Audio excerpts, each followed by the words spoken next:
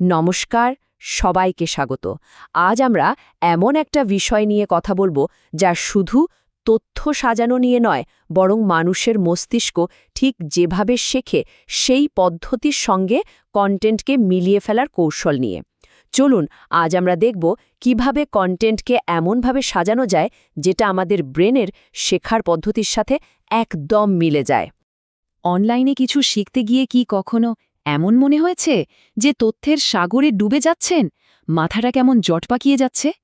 একেই বলে information overload, আর এটা আজকের ডিজিটাল শিক্ষা ব্যবস্থার একটা বিরাট চ্যালেঞ্জ। কেন এমন হয়, আর এর থেকে বেরোনোর উপায়ই বা কী? এর পেছনের মূল কারণটা হলো কগনিটিভ লোড। সহজ কথায়, আমাদের মস্তিষ্ক কিন্তু একসাথে অনেক কিছু হ্যান্ডেল করতে পারে না।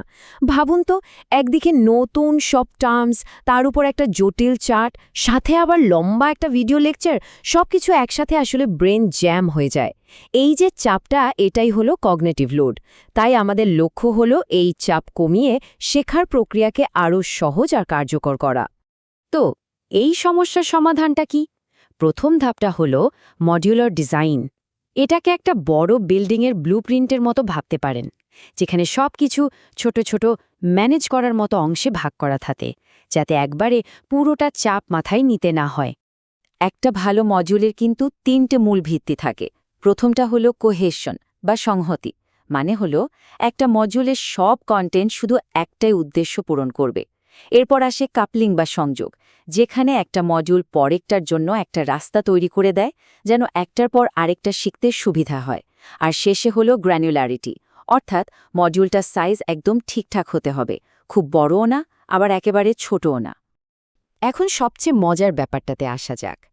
এই যে মডিউলার ডিজাইন, এটা সরাসরি জন সোয়েলারের কগনিটিভ লোড থিওরির সাথে যুক্ত। চাঙ্কিং বা তথ্যকে ছোট ছোট খণ্ডে ভাগ করে নেওয়ার মাধ্যমে এটা আমাদের মস্তিষ্কের ওয়ার্কিং মেমোরির উপর চাপ কমিয়ে দেয় এবং তথ্যগুলোকে লং টার্ম মেমোরিতে পাঠিয়ে দেয়। আচ্ছা, মডিউলের তো কথা হলো, এবার চলুন এর ভেতরে আরেকটু জুম ইন করি। মডিউলের একেবারে হার্ট যেটা, সেই লেসনের দিকে। এখানেই তো আসল শেখার কাজটা হয়। একটা আইডিয়াল লেসন কিন্তু 4টা ধাপে এগোয়। প্রথমে একটা হুক বা আকর্ষণীয় প্রশ্ন দিয়ে শুরু, যেটা শেখার আগ্রহটা জাগিয়ে তোলে। তারপর মূল আইডিয়াটা সহজভাবে দেয়া হয়, টেক্সট বা ভিডিও যাই হোক না কেন। এরপর তো প্র্যাকটিসের পালা, তাই না? যা শেখা হলো সেটা একটু হাতে কলমে করে দেখার সুযোগ। আর সব শেষে ছোট্ট একটা কুইজের মাধ্যমে একটা ফিডব্যাক পাওয়া যায় যে কেমন শেখা হলো। লেসন ডিজাইন করার কিন্তু দুটো মেইন অ্যাপ্রোচ আছে। একটা হলো ডিডাকটিভ, যেখানে আগে রুলস পরে এক্সাম্পল। বেসিক জিনিসপত্রের জন্য এটা ঠিক আছে। কিন্তু আরেকটা পদ্ধতি আছে, ইন্ডাকটিভ, যেটা বেশ পাওয়ারফুল। এখানে আগে একটা কেস স্টাডি বা উদাহরণ দেওয়া হয়, আর তারপর যে শিখছে তাকেই নিয়মটা খুঁজে বের করতে দেওয়া হয়। এতে কি হয়? এতে ক্রিটিক্যাল থিঙ্কিং স্কিল বাড়ে। তো ভাবার বিষয় হলো পরবর্তী কোর্সের জন্য কোন পদ্ধতিটা বেশি কার্যকর হবে। এইবার চলুন একদম জুম ইন করে সবচেয়ে ছোট কিন্তু সবচেয়ে শক্তিশালী ইউনিটে চলে যায়, মাইক্রো লার্নিং। এটা কিন্তু এখন আর শুধু একটা ট্রেন্ড নয়, এটা ব্রেইনের জন্য একটা দারুণ কৌশল।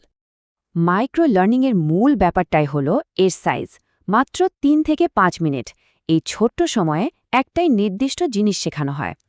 এটাকে বলা যায় একটা লার্নিং নাগেট বা জ্ঞানের ছোট্ট একটা বাইট। কার্যকর মাইক্রো লার্নিংয়ের জন্য 3টা নিয়ম কিন্তু মানতেই হবে।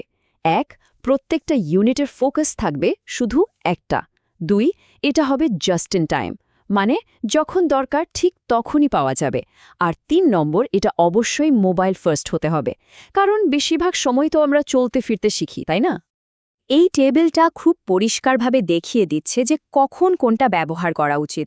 যেমন ধরুন, কোনো একটা সফটওয়্যারের একটা নির্দিষ্ট টুল কিভাবে কাজ করে সেটা শেখার জন্য মাইক্রো লার্নিং পারফেক্ট। কিন্তু যদি কোনো গভীর দার্শনিক তত্ত্ব বুঝতে হয়, তখন কিন্তু লম্বা ডিটেলড লেসনে বেশি কাজে দেবে। তাহলে সেরা উপায়টা কি? আসলে কোনো একটাই সেরা নয়। বেস্ট অ্যাপ্রোচ হলো একটা হাইব্রিড মডেল, মানে মূল ধারণাগুলো শেখার জন্য ট্রেডিশনাল লেসন, আর স্কিল বা রিভিশনের জন্য মাইক্রো লার্নিংয়ের ছোট ছোট নাগেট। আচ্ছা, কন্টেন্ট তো সাজানো হলো, কিন্তু শেখার পর সেটা মনে রাখাও তো একটা বড় চ্যালেঞ্জ, তাই না? চলুন এবার আমরা কিছু অ্যাডভান্সড স্ট্র্যাটেজি নিয়ে কথা বলি, যা জ্ঞানকে ব্রেইনে ধরে রাখতে সাহায্য করবে। প্রথমেই আসছে স্পেসড রেপিটিশন। আমরা সবাই জানি যে কোনো কিছু শেখার পর আস্তে আস্তে আমরা ভুলতে শুরু করি। একে বলে ফরগেটিং কার্ভ। স্পেসড রেপিটিশন ঠিক এই সমস্যাটাকেই টার্গেট করে। একই জিনিস বিভিন্ন সময়ের ব্যবধানে বারবার রিভিশন দেওয়া হয়। এতে তথ্যটা শর্ট টার্ম মেমোরি থেকে সোজা লং টার্ম মেমোরিতে চলে যায়। এর পরের কৌশলটা আরও মজার আর একটু অন্যরকম। এর নাম ইন্টারলিভিং। মানে হলো একবারে একটাই টপিক প্র্যাকটিস না করে কয়েকটা টপিক মিশিয়ে প্র্যাকটিস করা। ধরুন গণিত করার সময় শুধু জ্যামিতি না করে তার সাথে দুটো বীজগণিত আর দুটো ত্রিকোণমিতির অঙ্কও করলেন।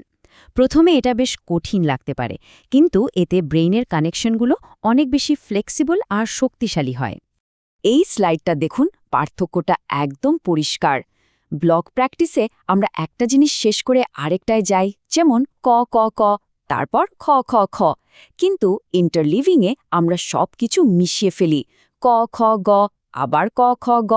এতে শেখার ভিত্তিটা অনেক মজবুত হয়, যা বাস্তব জীবনের সমস্যা সমাধানে অনেক বেশি কাজে লাগে।